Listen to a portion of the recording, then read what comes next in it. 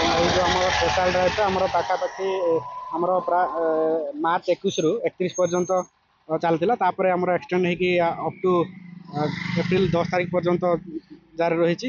ସେଇ ଏଇ ଯେଉଁ ସ୍ପେଶାଲ ଡ୍ରାଇଭ୍ ଭିତରେ ଆମେ ଡ୍ରଙ୍କ ଆଣ୍ଡ ଡ୍ରାଇଭ୍ ହେଲା, ୱିଦାଉଟ୍ ହେଲମେଟ୍, ଓଭର ସ୍ପିଡ଼ିଂ, ଓଭରଲୋଡ୍ ଏବଂ ଓଭର ଡାଇମେନସନ୍ ଯେଉଁ ଭେହିକିଲ୍ ନେଇକି ଯାଉଛନ୍ତି ଏବଂ ଆୱାରନେସ୍ ମଧ୍ୟ ବିଭିନ୍ନ ସ୍କୁଲ କଲେଜ ଏବଂ ଅନୁଷ୍ଠାନ ମାନଙ୍କରେ ଆୱାରନେସ୍ କ୍ୟାମ୍ପ କରିଛୁ। ଡ୍ରାଇଭର ଆୱାରନେସ୍ କ୍ୟାମ୍ପ ମଧ୍ୟ କରିଛୁ ଏବଂ ଏ ଯେ ଚେକିଂଟା ମଧ୍ୟ କଡ଼ାକଡ଼ି ଚାଲିଛି ଏବଂ ପିୟୁସି ଚେକିଂ ମଧ୍ୟ ଚାଲିଛି। ଚେକିଂ ହେଉଛି ଆଉ ଲୋକମାନେ ଲାଇସେନ୍ସ କରୁଛନ୍ତି କି ନା ଦେଖିବା କଥା ଆଉ ଫଲୋ କରୁଛନ୍ତି, ସୋସାଇଟିକି ଇଏ କରୁଛନ୍ତି ଆଉ ବିନା ଚଲାନ୍ତୁ କି ସେ ବିନା ଲାଇସେନ୍ସ ଚଲାନ୍ତୁ କି ସେଫ୍ଟି ବେଲ୍ଟ ଲଗାଉନାହାନ୍ତି, ସେଥିପାଇଁ ତ ସେଠି ଠିକ୍ ଲାଗେ।